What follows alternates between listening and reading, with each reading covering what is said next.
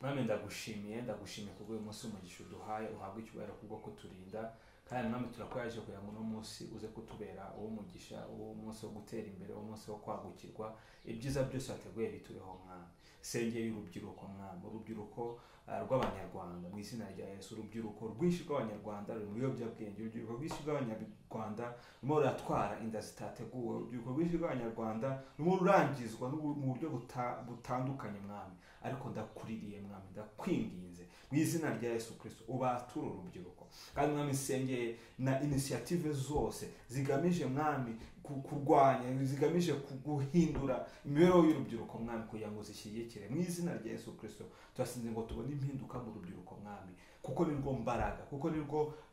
Rwanda rw'ejo nirwo ruzakora ibikomeye ako Satani arimo araruhiga mwami urubature urakoze mu izina rya Yesu.